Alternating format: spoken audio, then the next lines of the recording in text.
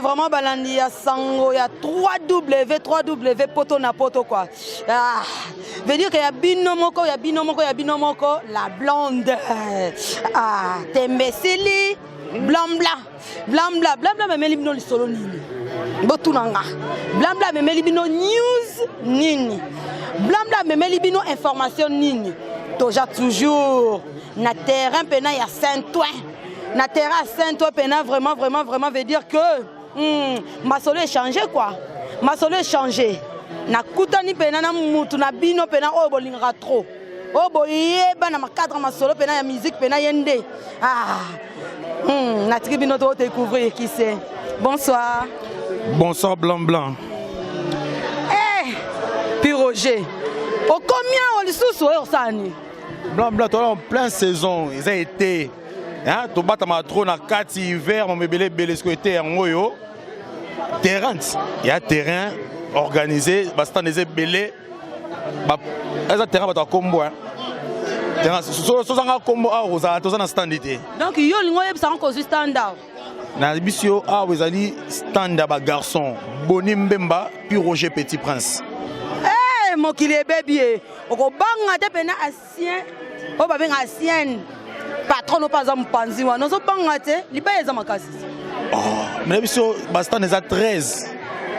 Parce que 13 combo ça va combo minene parce que par exemple combo na mutasuka côté na kata combo yeyo. Oh, on a été pariné par Boni Mbemba. Wow, balandi pena ya poto na poto 3W poto na poto.com quoi. Bino mo bon moni pena Roger. DJ na bino pena we babenga pena ya charismatique quoi. Ah ye wana pena na sima caméra lobby pena que non bango pe VIP ne vendre pas na bango quoi. Champagne na sina lemi comme la champagne quoi na lemi na comme la champagne. Puis Roger ko informer pena ba fan na yo bato balinga kayo. Pesa bango horaire na bino emploi du temps na bino vous avez ouvert quel jour jusqu'à quel jour en fait de quelle heure à quelle heure? Biso awa to bandara de 14h jusqu'à 4h du matin. Et quel jour de la semaine? Vendredi, samedi, dimanche. Parce que mingi ça marque non ba vrai ya poto. O balinga ko mingi hein? O balinga pe Boni Mbemba mingi. Aha. Baba bi Boni Mbemba lingi ne caméra te. Ah, veut dire que mon pas au moment bon na sima. A boy na caméra boy ya redécouvrir rien quoi.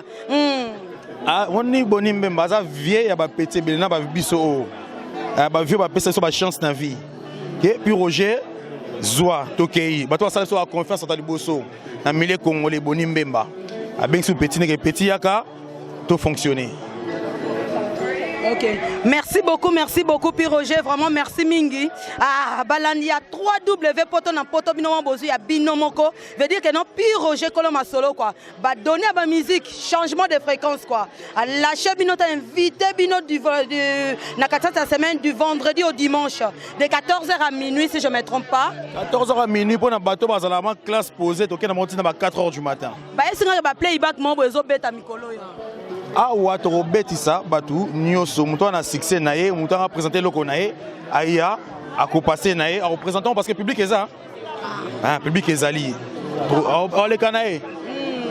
OK, puis Roger vraiment merci mingi, merci vraiment. Ah, comme d'habitude, il y a bino penza, il y a bino pena blanc la blonde quoi. Naye nanga pour nous dégager tous les conneries. Oh ils ont les capena hein, veut dire que na pesa là au Congo. Ah, YouTube vraiment ils ont un site hein. Il y a copté. Merci beaucoup, merci. Comprenez l'ambiance de l'émission, vraiment on a Pessibino, gros bisous. Puis Roger Pessibino horaire, donc on est ensemble. Mouta Combo.